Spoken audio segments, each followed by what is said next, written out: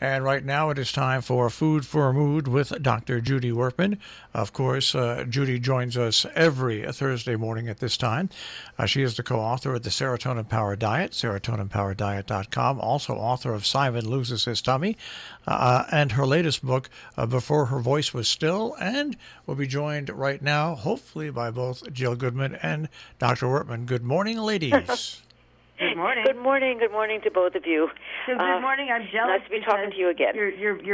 You went to Florida and wrote about the cold, which I think is a little cheesy. No. I actually wrote about the cold before we went to Florida.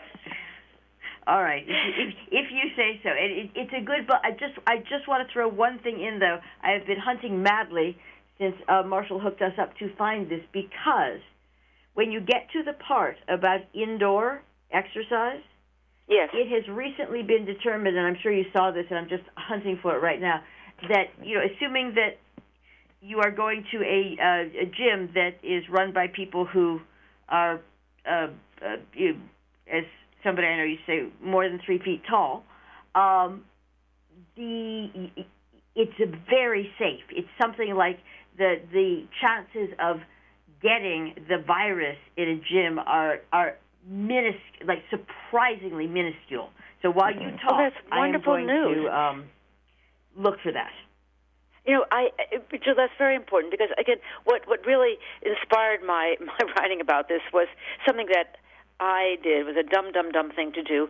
It was a beautiful but cold day, but very little wind. It just happened to be just a little bit above 20, and I decided to go for a run because it was just very enticing. And so I layered, I layered what I thought was an adequate number of pieces of clothing and went off for a run. And on the way, when I was finished with it, I happened to pass by. It was Whole Foods, and I thought, I need a couple of things for dinner, so I'll go in and get them, and I'll just walk home. And walking home was about maybe, a little over a half a mile away, maybe 3/4 of a mile away.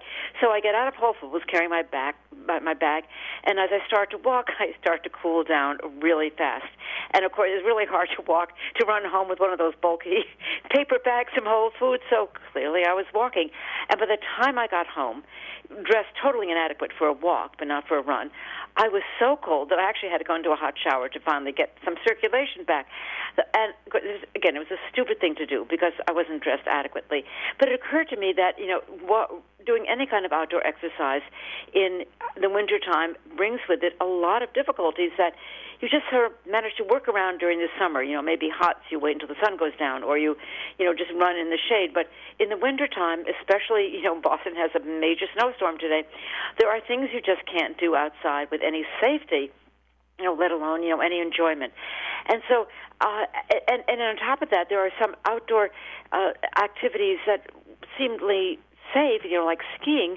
And a friend of mine who's an avid skier said to me, well, I'm not going to go on a ski lift and sit next to somebody on a chairlift, although it didn't really make too much sense because they're all bundled up. I can't imagine how much air exchange is between people. Or get into a cable car, and that I can't understand because you're really just shoulder to shoulder in one of those. Or, even, sledding in your neighborhood hill because the kids are on top of each other and the parents are on top of each other, and who knows how easy it may be to transfer the virus. So in some ways, exercising outside, despite even if the weather is good, may be a cause for concern because if you're not wearing a mask, etc., you may be vulnerable. So I thought, okay, so what about indoor exercise? And what I read, Jill, is that at last the ventilation system is checked and the filters are changed and there's an adequate airflow. Even if people are wearing masks and the machines are quite distance apart and they're being disinfected, that there really is a good chance of viral transmission. And especially in smaller places like, a yoga studio, a Pilates studio, or some small space or space that is devoted to, let's say, one-on-one personal training, but there are a lot of personal trainers in that space, that you really are vulnerable. And there have been reported cases of people getting very sick from a cycling studio. So I hope that the report you have found really, it says that this is we shouldn't be so worried, because when you think about it, what is really available to us? And I thought to myself, well, what did my grandmother do? And what did her generation do? And what did the whole generation do? And generations like hundreds, thousands of them before them, they didn't have gyms to go to or rock climbing facilities. They worked, and they carried out physical labor because that's what one did in order to live. And most people worked as a laborer, outdoors or indoors.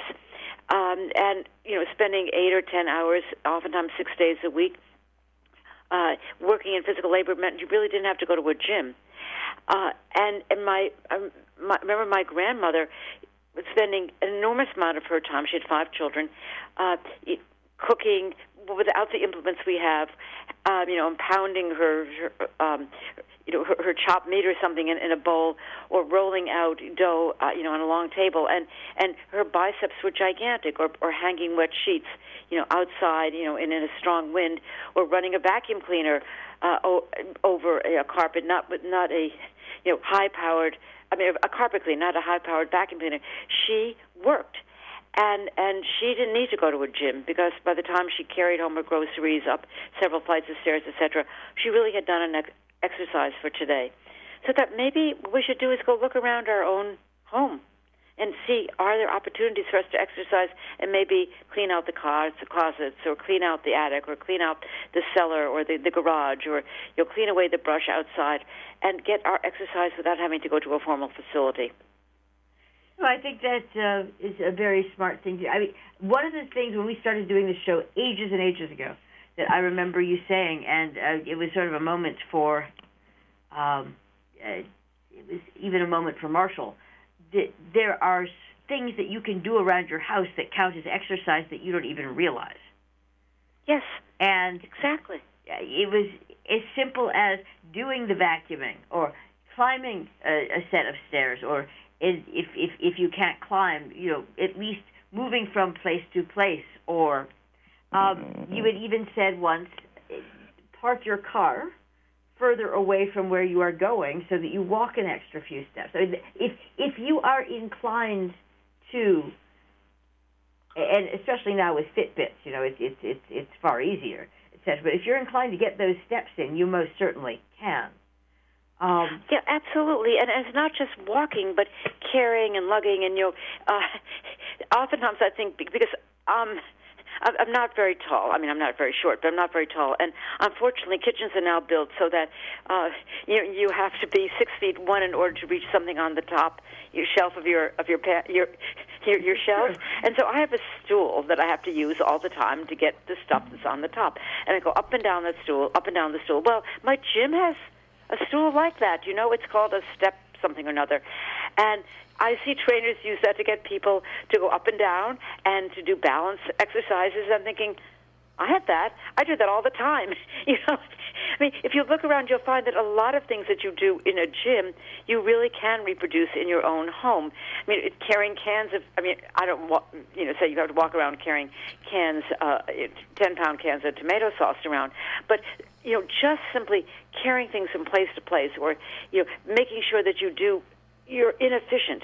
You're not pulling everything in a basket and carrying it up from the cellar to the second floor once, but that you go back and forth several times. When I was a child, my mother had a pantry in the cellar, and she kept all the things that she canned, all the food she canned in the cellar. I don't know how many times a day.